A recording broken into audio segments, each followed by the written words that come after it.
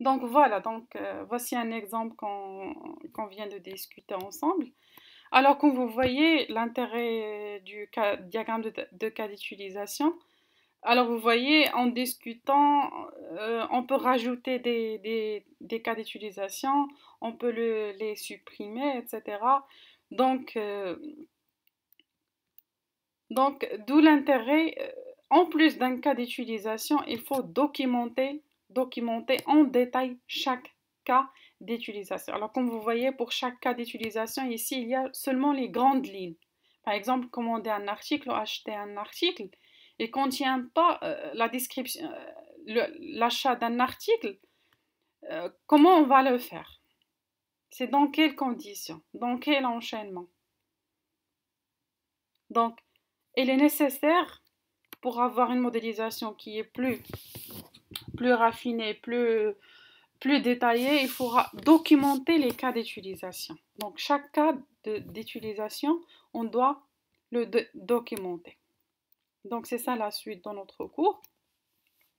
Alors, le développement d'un nouveau système ou l'amélioration d'un système existant doit répondre à un ou plusieurs besoins. Par exemple, une banque a besoin d'un guichet automatique pour que ses clients puissent retirer de l'argent, même en dehors des heures d'ouverture de la banque. Ce qui commande le logiciel, bien sûr, celui qui commande le logiciel, c'est le maître d'ouvrage. Ça veut dire le client pour le maître d'ouvrage. Par exemple, euh, notre école veut avoir un système informatisé de gestion d'absence.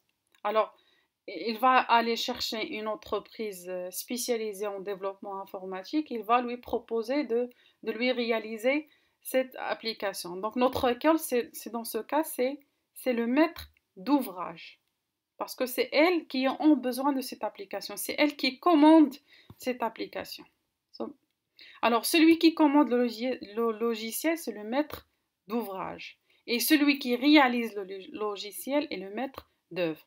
Alors, le maître d'ouvrage intervient constamment au cours du projet, notamment pour définir et exprimer le besoin, valider les solutions proposées par le maître d'œuvre et valider le produit final. Et bien sûr, pour un maître d'ouvrage, il ne maîtrise pas le langage informatique, mais il intervient à chaque étape du développement du logiciel. Donc c'est pour cela on doit lui proposer, par exemple, un diagramme simplifié et bien sûr faire une description détaillée d'un cas d'utilisation. C'est bon? Donc, la description d'un cas d'utilisation permet de clarifier le déroulement de la fonctionnalité, d'écrire la chronologie des actions qui devront être réalisées, d'identifier les parties redondantes pour en déduire des cas d'utilisation plus précises qui seront utilisés par inclusion, extension, généralisation ou spécialisation. Alors, comme vous voyez en discutant les exercices, à chaque fois on peut dire qu'on peut rajouter, supprimer, modifier le type de cas. Est-ce qu'on a une relation d'inclusion, extension ou généralisation? Donc, c'est pour cela l'intérêt de documenter en détail chaque cas d'utilisation. Alors, pour documenter un cas d'utilisation, on va utiliser le terme de scénario. Ça veut dire décrire le scénario d'un cas d'utilisation. Un scénario, c'est quoi? Est une instance de cas d'utilisation. Il représente une séquence d'interaction entre le système et ses acteurs. Il décrit une exécution particulière d'un cas d'utilisation du début à la fin. Chaque unité de description de séquence d'action est appelée enchaînement. Un scénario représente une succession particulière d'enchaînements qui s'exécutent du début à la fin. Ça veut dire la description, le scénario, ça va comporter quoi? Ça va comporter la description détaillée, comment une fonctionnalité, un cas d'utilisation est réalisé. Il va contenir les détails, les étapes, les différents types d'enchaînements et les préconditions et les post-conditions. Donc, un cas d'utilisation contient en général un début et une fin clairement définie. Les différentes variantes des scénarios, il y a le scénario nominal, scénario alternatif, scénario d'erreur. Le scénario nominal, ça veut dire le scénario dans le sens, dans le cas, rien ne, dans le cas où l'exécution de le cas d'utilisation se fait d'une façon normale.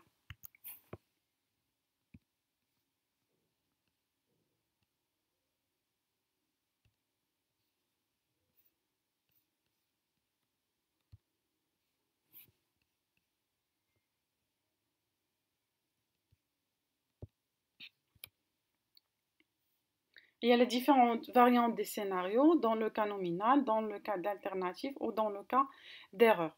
Ça veut dire, si on veut retirer de l'argent, le cas normal, on insère la carte, on saisit le code, on saisit le montant, on récupère la carte et on récupère l'argent. C'est ça un scénario normal de la réalisation du cas d'utilisation, retirer de l'argent. C'est la séquence normale.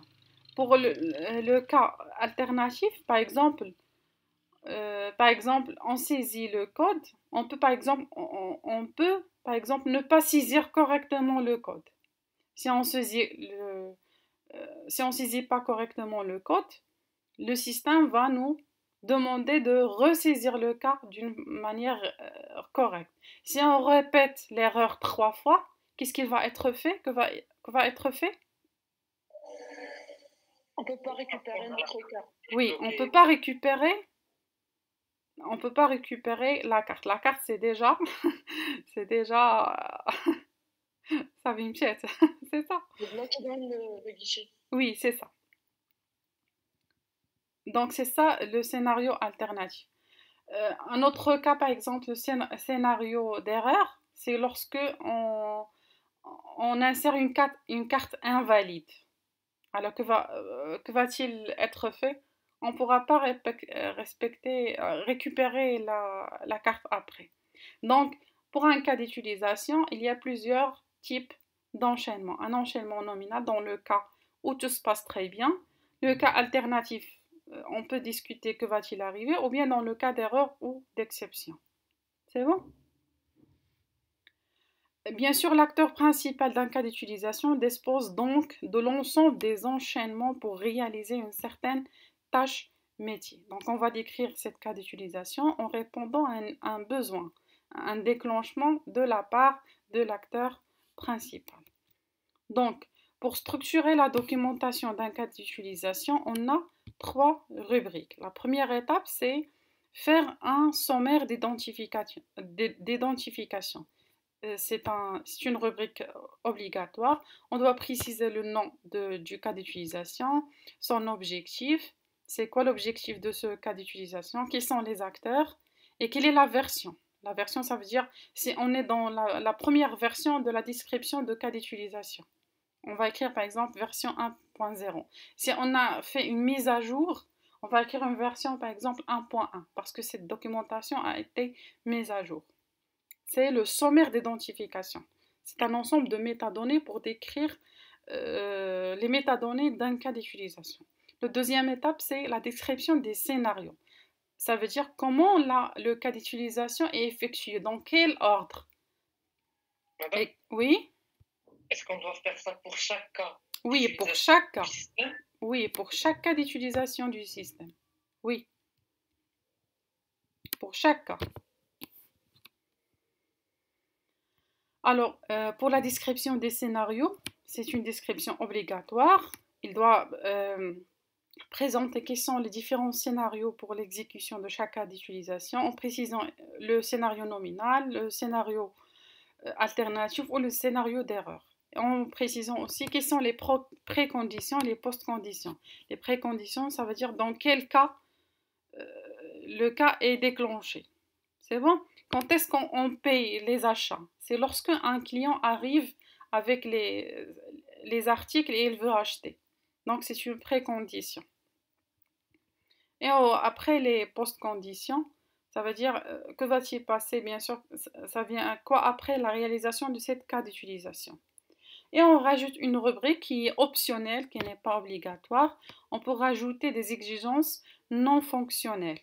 Par exemple, le cas de retirement de l'argent. Les exigences fonctionnelles, c'est retirer de l'argent, avec quelle étape, avec quel enchaînement.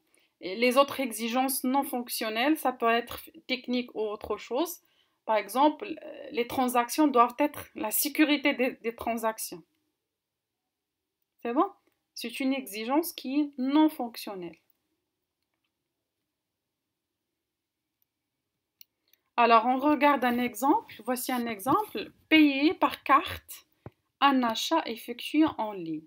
Donc, le cas d'utilisation, c'est payer par carte. L'acteur principal, c'est client. Et bien sûr, pour payer par carte en ligne, on fait appel à un acteur secondaire, qui est bien sûr le système interbancaire ou bien la banque. C'est bon? Donc, on va faire la description de ce cas d'utilisation. Alors, la première des choses, c'est l'édition du sommaire d'identification. On précise, nom du cas, c'est payer par carte. L'objectif de cette description, c'est détailler les étapes permettant à un client de payer par une carte bancaire. Les acteurs, il y a le client, la banque, c'est un acteur secondaire. La date de la réalisation de cette description, c'est le 20-10-2022, par exemple, effectuée par le responsable X, Toto ou bien autre. Et la version, on est dans la version 1.0 de la description de ce cas d'utilisation. Donc voici la première rubrique, elle est faite. On passe à la deuxième rubrique, c'est le séquencement ou bien la description du scénario. Donc, le cas d'utilisation. Quand est-ce que le cas d'utilisation commence? Le cas d'utilisation commence lorsque un client demande le paiement par carte bancaire.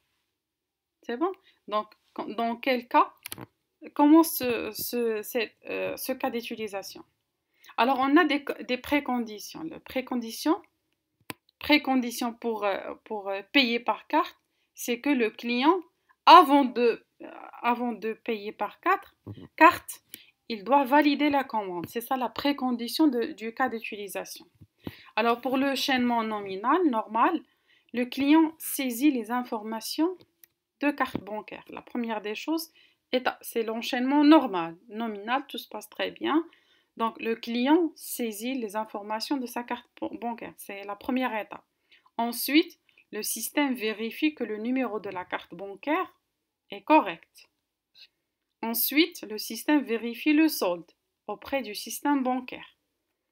Quatrièmement, le système demande au système bancaire de débiter le client. C'est bon? Le système notifie le client du bon déroulement de la transaction. Donc voilà, le cas d'utilisation est effectué. Un enchaînement alternatif possible, c'est qu'en deux, si le numéro est incorrect, le client est averti de l'erreur et invité à recommencer. Donc c'est un enchaînement alternatif. On pourrait avoir ce cas-là. Un deuxième enchaînement alternatif en 3. Le système vérifie le solde auprès du système. Au cours de cette vérification, si le solde est insuffisant, il va faire quoi?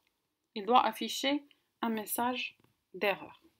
Alors, les post-conditions, la commande est validée, le compte de l'entreprise est crédité. Ça veut dire, maintenant, il reçoit de l'argent. Ça veut dire, dans le compte de l'entreprise, le montant de l'achat est ajouté au compte de l'entreprise. C'est ça les post-conditions. Donc, que vient après, bien sûr, le cas d'utilisation? Pour les exigences non fonctionnelles, c'est une rubrique optionnelle, c'est qu'il y a certaines contraintes. Alors, pour effectuer ce cas d'utilisation, on a la contrainte de fiabilité. Ça veut dire que les accès doivent être sécurisés parce qu'il y a des achats, on manipule des comptes, etc. Donc, la fiabilité. Et la confidentialité, c'est que les informations du client ne doivent pas être divulguées. Ça doit être confidentiel. Et d'autres contraintes liées à l'interface homme-machine, c'est que toujours demander la validation des opérations bancaires. Parce que si on manipule un compte, toujours on doit avoir des validations des opérations bancaires. C'est bon? Donc voici un cas. On verra un deuxième exemple détaillé. Donc voici l'exemple détaillé d'un distributeur automatique de cassettes vidéo. Alors, la description du fonctionnement d'un distributeur automatique de cassettes vidéo est la suivante. Donc, une personne souhaitant utiliser le distributeur doit avoir une carte magnétique spéciale. Les cartes sont disponibles au magasin qui gère le distributeur. Ils sont crédités d'un certain montant en euros et rechargeables au magasin. Le prix de la location est fixé par tranche de 6 heures. 1 euro par tranche. 1 euro par 6 heures. Le fonctionnement du distributeur est le suivant. Le client introduit sa carte. Si le crédit est supérieur ou égal à 1 euro, le client est autorisé à louer une cassette. Donc, il est invité à aller recharger sa carte au magasin, bien sûr, après. Le client choisit une cassette et part avec. Quand il la ramène, il l'introduit dans le distributeur, puis insère sa carte. Celle-ci est alors débitée. Celle-ci est alors débitée si le montant du débit excède le crédit de la carte. Le client est invité à régulariser sa situation au magasin et le système mémorise le fait qu'il est débiteur. La gestion des comptes débiteurs est précise en charge par le personnel du magasin. Donc, on ne s'intéresse ici qu'à la location des cassettes et non à la gestion du distributeur par le personnel du magasin, ce qui exclut la gestion du stock des cassettes. Donc ici, on a un magasin de cassettes qui font la location des cassettes vidéo, mais ici, on ne s'intéresse pas au système du magasin tout entier. On va juste se contenter de distributeur automatique, comme un distributeur automatique du café. On fait entrer la monnaie, on commande le café, on récupère notre café. C'est la même chose pour le distributeur automatique de cassettes vidéo. On insère une carte magnétique est déjà disponible dans le magasin. Il doit vérifier certaines conditions. On choisit la cassette vidéo et on récupère la cassette vidéo et la carte. Ensuite, après avoir un certain temps, on restitue la cassette vidéo, on l'insère dans le distributeur, on insère la carte. Alors, si on a c'est la carte, par exemple, la carte au début a été rechargée à 1 euro. Ça veut dire la durée de la location de la vidéo, ça ne doit pas dépasser les 6 heures. S'il n'a pas dépassé les 6 heures, c'est bon, on insère la carte, il va trouver que c'est 1 euro, on n'a pas dépassé erreur, c'est bon. Sinon, c'est dans ce cas-là, le montant du débit excède le crédit de la carte. Le client est invité à régulariser sa situation au magasin. Ça veut dire, lorsqu'il insère la carte, il trouve par exemple, la carte a été rechargée à 1 euro au début. Il a loué la cassette pendant 10 heures. Donc, il a dépassé le montant. Donc, il ne pourra pas. Il doit régulariser sa situation. Ça veut dire, il doit voir avec les gens qui travaillent au magasin pour, par exemple, recharger sa carte avec un argent de plus. C'est bon? Donc ça, c'est une sorte de fonctionnement d'un distributeur automatique de cassettes vidéo. Alors, voici le cas d'utilisation proposé, puisque ici, c'est juste le distributeur automatique. Quelles sont les différentes fonctions offertes par le distributeur? C'est emprunter une vidéo ou bien la restituer après. Et bien sûr, pour emprunter une vidéo, on doit rechercher une vidéo, bien sûr, dans le distributeur. Et bien sûr, l'empreinte et la restitution ne se fait qu'en insérant une carte magnétique.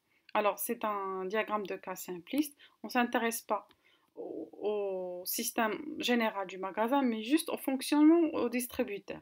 Le distributeur, il permet à un utilisateur à quoi? Il permet à emprunter une vidéo. Bien sûr, on emprunte une vidéo par une carte magnétique. On la restitue. On ne peut pas restituer une vidéo sans insérer une carte magnétique. Et bien sûr, l'empreinte de la vidéo, bien sûr, pour emprunter une vidéo, on doit la rechercher. C'est bon? Donc, mais c'est un diagramme simpliste. Mais la suite, qu'est-ce qu'on va faire? C'est qu'on doit décrire textuellement le cas d'utilisation, emprunter une vidéo et rechercher une vidéo. Alors, pour le cas d'utilisation, oui. On n'a pas mis les cas alternatifs dans le système. Quel cas alternatif? Par exemple, si lorsque la monnaie est, lorsque la carte contient moins d'1 € pour la première transaction, pour la première commande de la carte, c'est-à-dire que votre carte doit contenir au moins 1 €. Et la prochaine fois, lorsque vous rapportez votre cassette, que vous avez déjà pris du distributeur et que vous voulez faire une autre, c'est-à-dire que vous allez insérer la carte, vous allez insérer la cassette, et ensuite vous allez insérer votre carte magnétique. Et oui. à ce moment-là, le montant doit être supérieur. Oui, c'est ça. Alors, oui. Il doit me donner un message d'erreur. Oui, c'est ça. Donc, c'est ça l'intérêt. Donc, ici, dans le diagramme de cas d'utilisation, qu'est-ce qu'on avait dit? Dans un diagramme de cas d'utilisation, il faut présenter les fonctionnalités principales d'un système. Ce système offre quoi comme fonctionnalité au client? Il offre la possibilité d'emprunter une vidéo et de restituer une vidéo. Et l'empreinte ne se fait qu'après effectuer une recherche. Alors, l'empreinte d'une vidéo, ici on précise la fonctionnalité d'une façon générale. Mais l'empreinte, comment elle est faite et dans quel ordre, quels sont les cas possibles, ça se fait dans la description textuelle. Ça ne se fait pas dans le diagramme de cas d'utilisation. Le diagramme d'utilisation décrit les fonctionnalités dans le cas général. Comment ils sont faits et quelles sont les étapes pour effectuer ce cas d'utilisation, c'est fait avec la description textuelle. C'est ça l'objectif de la description textuelle. C'est bon? Alors tout ceci, on va le voir dans la description du cas d'utilisation. Le distributeur automatique, quelles sont ses grandes fonctionnalités? Il emprunter une vidéo, restituer une vidéo. Et pour emprunter une vidéo, on recherche la vidéo. Et pour l'empreinte et la restitution, on doit insérer une carte. C'est ça les grandes lignes du point de vue utilisateur. Le détail de chaque cas d'utilisation, comment le cas d'utilisation est fait, dans quel ordre temporaire, dans quel ordre logique et temporel, c'est le rôle de description détaillée avec une description textuelle. Donc ici, premier lieu, on va décrire les deux cas d'utilisation. Emprunter une vidéo et rechercher une vidéo. Alors voici la description textuelle. Qu'est-ce qu'on avait dit? On commence en premier lieu avec le sommaire d'identification. Ça veut dire le nom du cas, c'est emprunter une vidéo. C'est quoi l'objectif de cette description? C'est d'écrire les étapes permettant au client du magasin d'emprunter une cassette vidéo via le distributeur automatique. L'acteur principal, c'est client. L'acteur secondaire, on n'a pas un acteur secondaire. On n'est pas intéressé par l'échange, par les autres procédures. Ici, on s'intéresse que distributeur automatique. La date de création, on précise une date. Date de mise à jour. Il se peut arriver qu'on discute un cas d'utilisation et on change. Si on change la description, on précise qu'on a fait une mise à jour de cette description. Et cette description, elle est faite par qui et dans quelle version? Ici, puisque c'est une mise à jour, ça va être la version 1.1, par exemple. Alors, l'enchaînement, la description du cas d'utilisation. Le cas d'utilisation commence lorsque un client introduit sa carte pour emprunter une vidéo. C'est ça le point de déclenchement du cas d'utilisation. Les préconditions, bien sûr, le client possède une carte. Il doit posséder une carte qu'il a achetée en magasin et bien sûr le distributeur est alimenté en cassette. C'est ça les préconditions de ce cas d'utilisation. Un enchaînement nominal dans le cas où tout se passe bien. Donc la première étape, pour emprunter une vidéo, on doit passer par les étapes suivantes. La première étape, c'est le système vérifie la validité de la carte.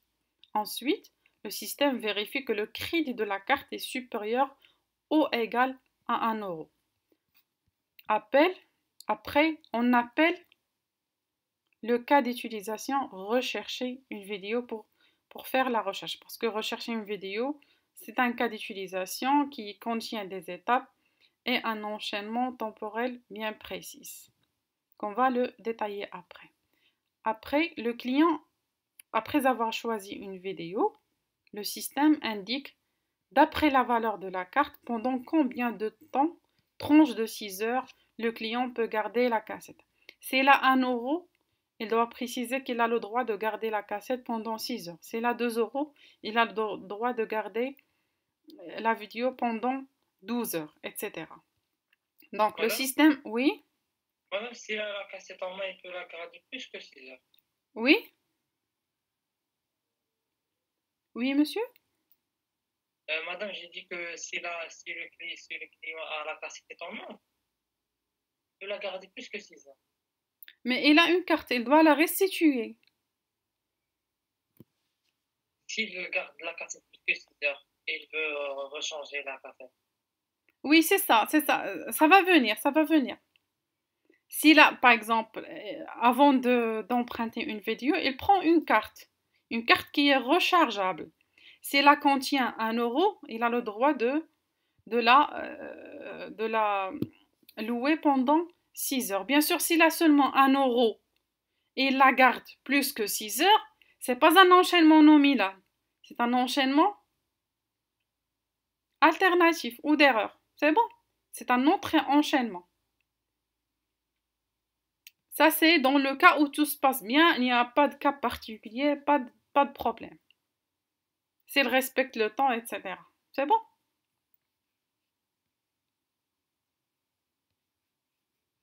Ça, c'est l'empreinte. On continue. Le système indique d'après la valeur. Ça, c'est l'enchaînement de cas d'utilisation empruntés. On insère la carte. Le système vérifie la validité de la carte, vérifie que le crédit de la carte est supérieur ou égal à 1 euro pour pouvoir la louer au moins pendant 6 heures. Et après, on appelle du cas d'utilisation rechercher une vidéo. Il y a ici un autre enchaînement à faire. Le client choisit une vidéo. Le système indique qu'après la valeur de la carte, pendant combien de temps le client peut garder la cassette. S'il est rechargé à 1 euro, le système indique au client qu'il a le droit de la garder pendant 6 heures. S'il a plus que 2 euros, le système indique au client qu'il a le droit de la garder pendant 12 heures, etc. Ensuite, le système délivre la cassette. Le client prend la cassette, le système prend la carte, le système rend la carte au client, le client prend sa carte. Donc voilà, le cas d'utilisation est effectué du début à la fin, dans l'enchaînement normal. Dans l'enchaînement alternatif, on a notre scénario. Le crédit de la carte est inférieur à 1 euro. Donc, l'enchaînement démarre après le point 2 de la séquence normale. Donc, voici on est 2.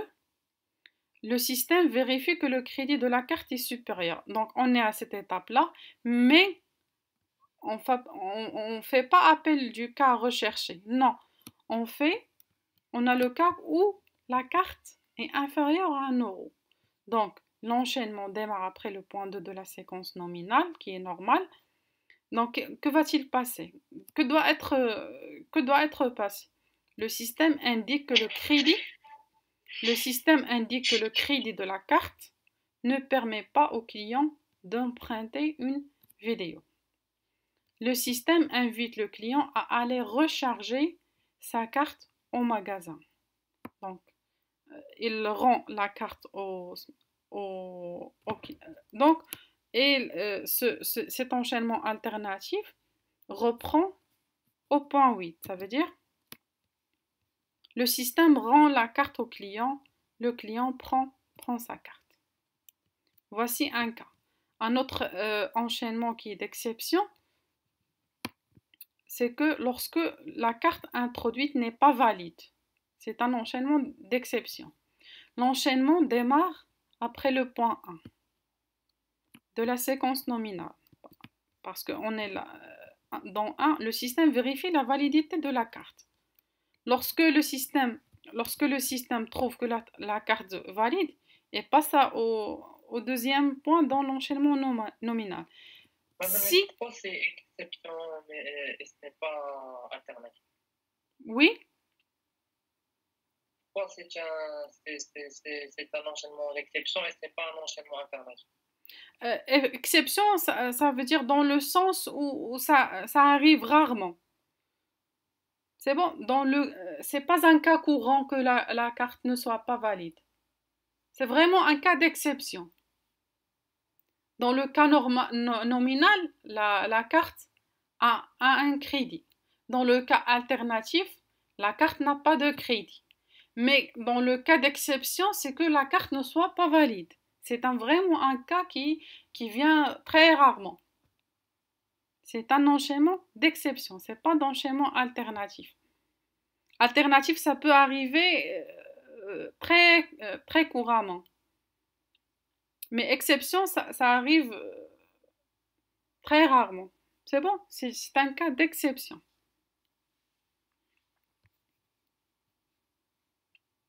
La carte introduite n'est pas valide. L'enchaînement démarre après le point 1. Ici, c'est juste pour une plus de précision. Vous pouvez la garder alternative. Mais ici, parce que ça arrive vraiment très rarement. C'est pas probable qu'il arrive chaque jour. Est-ce que c'est clair?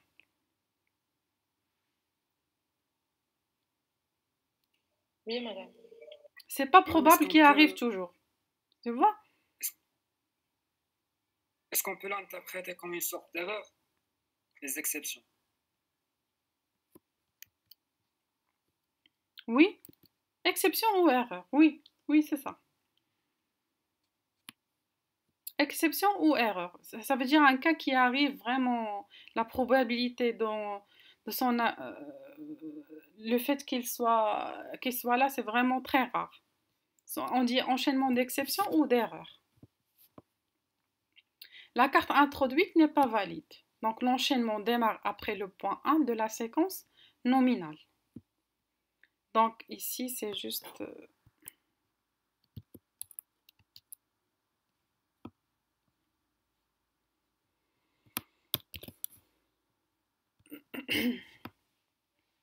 Donc 2, après le système indique que la carte n'est pas reconnue, le distributeur éjecte la carte. Donc voici un enchaînement en cas d'erreur ou d'exception. Un autre cas, c'est que la cassette n'est pas prise par le client. L'enchaînement démarre après le point 6 de la séquence, parce que le point 6, c'est que le système délivre la cassette. Le système délivre la cassette, mais le client ne prend pas la cassette. Au bout de 15 secondes, le distributeur avale la cassette.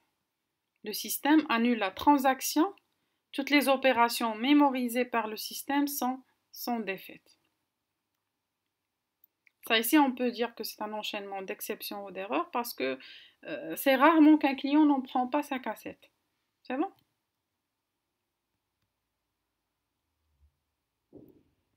Un autre cas, c'est que la carte n'est pas reprise par le client. Donc, l'enchaînement démarre après le point 8. Regardez le point 8 ici, c'est que le système, dans le cas normal, le système rend la carte au client et le client prend sa carte. Dans le cas où le client ne prend pas sa carte, Alors que va-t-il passer? Au bout de 15 secondes, le distributeur avale la carte. Le système consigne cette erreur, date et heure de la transaction, identifiant du client, identifiant du film. C'est bon? Un autre cas, le client a annulé la recherche. Il n'a pas choisi de vidéo. L'enchaînement démarre au point 4 de la séquence.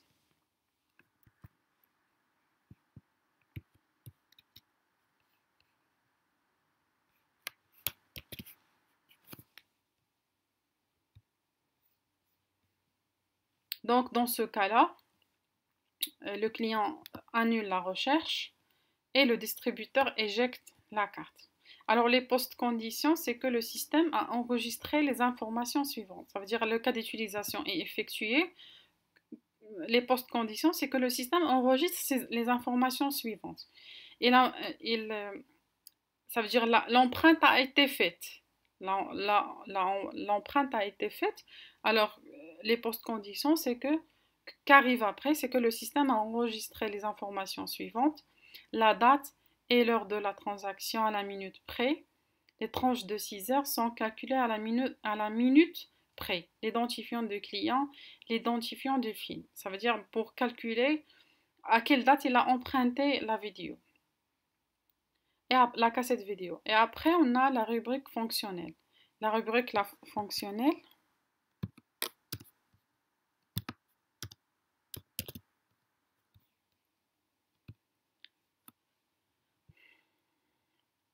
on a des contraintes non fonctionnelles. C'est que le distributeur doit fonctionner 24 heures sur 24 heures et 7 jours sur 7. La vérification de la validité de la carte doit permettre la détection des contrefaçons. Ça veut dire on doit avoir ça comme une contrainte. Donc, on a une contrainte liée à l'interface en machine, c'est qu'avant de délivrer la cassette, demander confirmation au client. Alors ça, c'est la description détaillée du cas d'utilisation emprunter une vidéo. Alors on passe maintenant à la description détaillée du cas d'utilisation rechercher une vidéo. Alors ici, on a dit dans la question, c'est que on a rajouté quelques informations supplémentaires. Dans la question, c'était décrivez sous forme textuelle les cas d'utilisation, emprunter une vidéo et rechercher une vidéo. Alors la recherche d'une vidéo peut se faire par genre ou par titre de film. Les différents genres sont action, aventure, comédie et drame. Quand une liste de films s'affiche, le client peut trier les films par titre ou par date de sortie. Donc c'est des informations supplémentaires pour enrichir la description textuelle du cas d'utilisation rechercher une vidéo.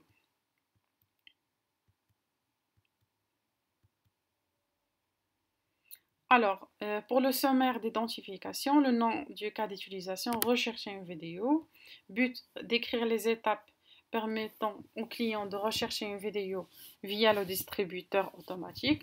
Parce que ici, la recherche d'une vidéo, c'est une fonctionnalité offerte par le système. Donc maintenant, on va faire sa description détaillée. L'objectif de cette description, c'est d'écrire les étapes permettant au client de rechercher une vidéo via le distributeur automatique.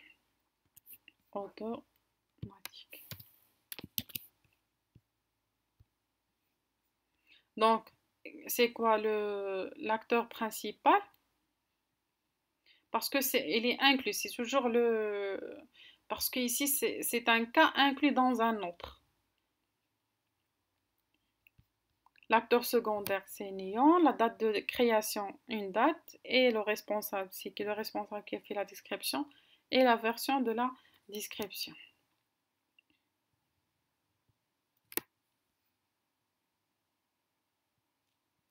Alors, pour le séquencement, on décrit les étapes de l'exécution de ce cas d'utilisation. Alors, le cas démarre au point 3 de la description du cas emprunter une vidéo. Voilà. Pour un enchaînement nominal, dans le cas d'utilisation emprunter une vidéo, ici on appelle la fonction le cas d'utilisation rechercher une vidéo. Donc le cas démarre au point 3 de la description du cas emprunter une vidéo. Alors, l'enchaînement nominal. L'enchaînement nominal se fait lorsqu'on choisit le film par genre. C'est bon? Donc, 1. Le système demande au client quels sont les critères de recherche pour un film. Les choix possibles sont par titre ou par genre de film. Le client choisit une recherche par genre. Le système recherche les différents genres de films présents dans le distributeur. Le système affiche une liste des genres. Les choix possibles sont action, aventure, comédie et drame. Le client choisit un genre de film. Le système affiche la liste de tous les films du genre choisi présents dans le distributeur. Le client sélectionne un film. Donc voilà, la recherche est faite. L'enchaînement alternatif, c'est que le client choisit une recherche par titre et non pas par genre. Donc l'enchaînement démarre après le point 1 de la séquence nominale. Après, le client choisit une recherche par titre. Le système affiche la liste de tous les films classés par ordre alphabétique des titres. Et la séquence nominale reprend du point 7. Ça veut dire le client sélectionne un film. Enchaînement d'erreur ou d'exception, si le client annule la recherche. Donc l'enchaînement peut démarrer au point 2, 5 et 7 de la séquence nominale. Appel de l'exception E4 du cas emprunter une vidéo. Ça veut dire le cas où elle annule la recherche. On appelle là le E4. Ça veut dire le client a annulé la recherche. Alors le distributeur, que va-t-il arriver? Il éjecte la carte. Alors pour les post-conditions, le système a mémorisé le film choisi par le client. Et pour les rubriques optionnelles, les contraintes non fonctionnelles, ça n'existe pas. Il y a des contraintes, oui, ça existe. C'est la contrainte liée à l'interface en machine. Quand une liste de films s'affiche, le client peut trier la liste par titre ou par date de sortie. Ça veut dire que lorsque une liste de films s'affiche, le client peut trier la liste par titre ou par date de sortie en salle. Donc, c'est un plus qu'on souhaite. C'est un plus qui est envisageable. Le client peut se déplacer dans la liste et la parcourir de haut en bas et de bas en haut. Ne pas afficher plus de 10 films à la fois dans la liste. Ça veut dire que ce sont des contraintes liées à l'interface. Madame, Oui? quels sont les postes qui existent? Il y a les postes conditions et quoi d'autre? Les conditions. Quoi? Quels sont les postes qui existent? Il y a la post condition. Alors, regardez. On revient dans le cas où il y a un cas simple.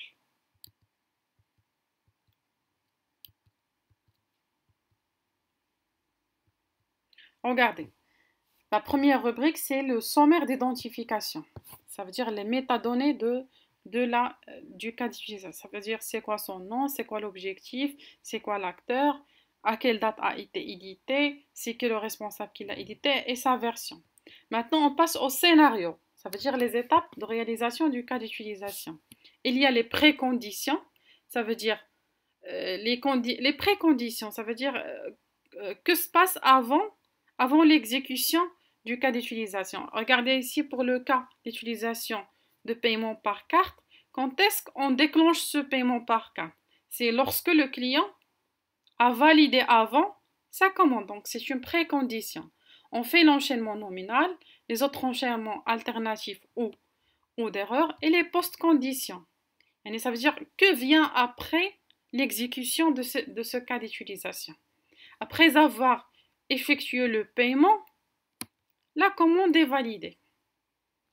Le paiement est fait. Oui. Donc, madame, si on veut suivre l'ordre, c'est la précondition qui doit être la première. Après, c'est l'enchaînement nominal, c'est-à-dire les étapes. Après, les enchaînements alternatifs ou bien les exceptions. Mais à la fin, les post-conditions, c'est-à-dire après réaliser l'enchaînement nominal, les préconditions, les enchaînements alternatifs et les exceptions, et bien le post-condition. Voilà, exactement. Donc, c'est ça l'enchaînement. Oui, c'est ça, c'est très bien. C'est ça l'ordre que tu as cité.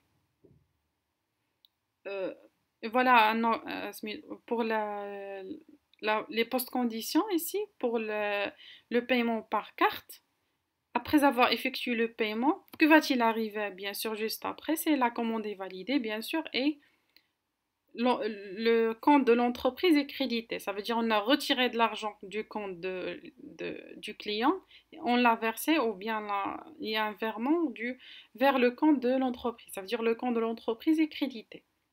C'est ça l'enchaînement. C'est bon? Donc nous avons terminé avec l'exemple détaillé. Donc il reste un dernier point pour les cas d'utilisation, pour boucler les rubriques d'un cas d'utilisation. On ne peut pas s'en passer d'une notion qui est aussi intéressante, c'est le regroupement des cas d'utilisation en pactage. Parce que, comme je vous ai expliqué tout à l'heure, c'est qu'un diagramme de cas d'utilisation, il doit être simple, il ne doit pas contenir un grand nombre de cas d'utilisation. Parce que au moment où il commence à dépasser, par exemple, 8 cas d'utilisation, ça devient vraiment embrouillé, on ne peut pas bien comprendre.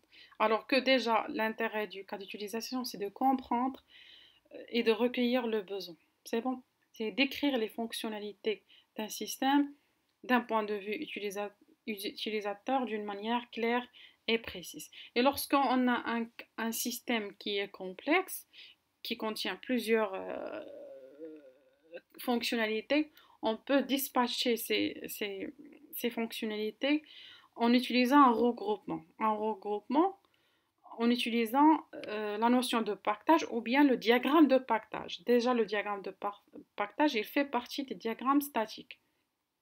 Donc, en utilisant la notion de pactage. Alors, c'est quoi un pactage? Un pactage permet d'organiser des éléments de modélisation en groupe. C'est bon?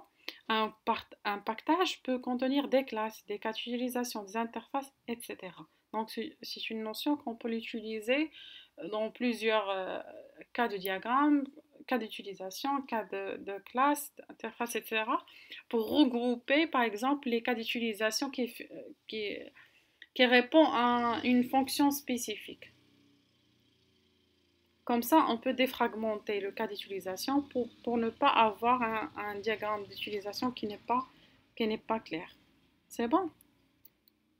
Donc, le regroupement des cas d'utilisation en pactage est fait dans le sens qu'il permet de regrouper des cas d'utilisation dans une entité appelée pactage. Le regroupement peut se faire par acteur ou par domaine fonctionnel. C'est bon? Par exemple, dans un cas d'utilisation, on peut regrouper dans un pactage d'un cas d'utilisation du directeur, les cas d'utilisation du client, les cas d'utilisation du magasinier, etc. Ou bien par domaine fonctionnel. Regrouper les cas d'utilisation qui répondent à la fonction d'achat. Les cas d'utilisation qui répondent à la fonction de livraison.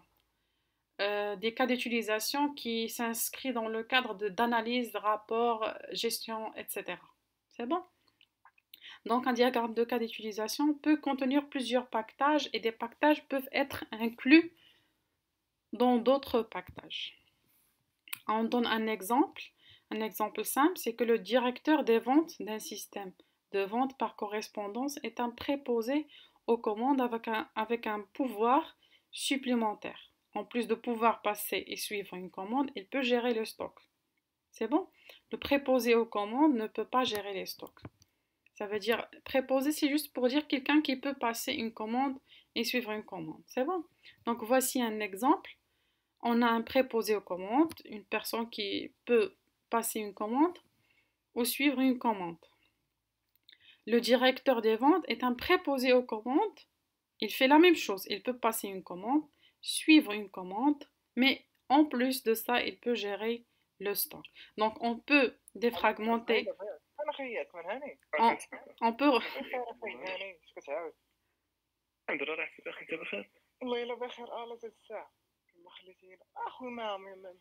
Désactiver le micro. راك شدوها صاحبي Désactivez le micro, s'il vous plaît. Voici les anecdotes de l'enseignement en ligne. C'est bon?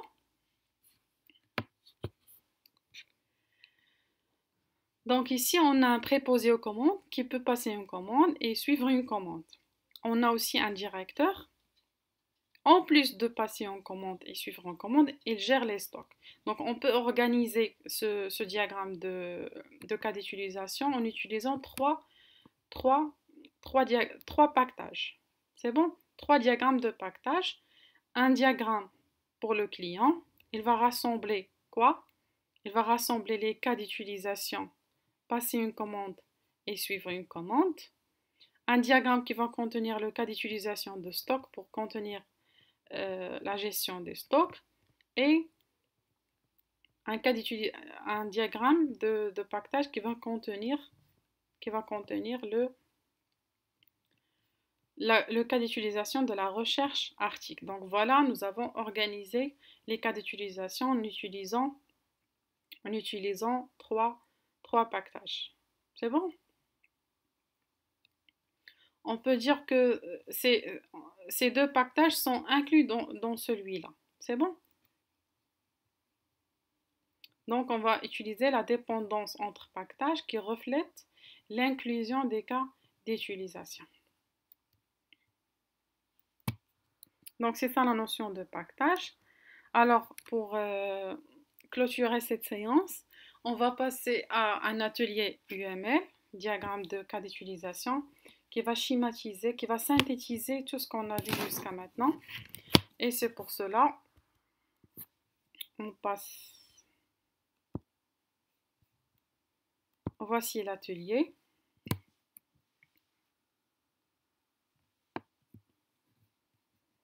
Donc, diagramme de cas d'utilisation. L'objectif de cet atelier-là, c'est mettre en œuvre les techniques de modélisation d'un diagramme de cas d'utilisation à partir d'un cahier de charges, structurer les cas d'utilisation en utilisant un diagramme de pactage, écrire une description textuelle détaillée d'un cas d'utilisation. Ici, le système d'information que vous allez faire sans étude, c'est un système informatique de pilotage d'un robot à distance. Il est composé de deux sous-systèmes, le sous-système du robot et le sous-système du poste de télépilotage. Le fonctionnement du robot est décrit ci-dessus. Un robot dispose d'une caméra pour filmer son environnement. Il peut avancer et reculer grâce à un moteur électrique capable de tourner dans les 2 sens et commandant la rotation des roues.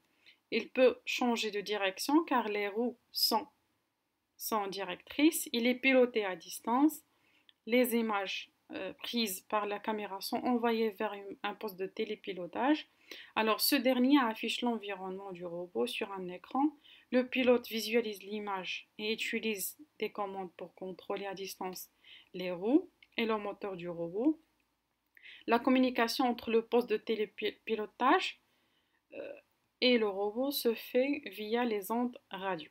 Alors, la question, modéliser avec le diagramme de cas d'utilisation le système de pilotage d'un robot à distance sous forme d'un pactage de 2 diagrammes de cas d'utilisation.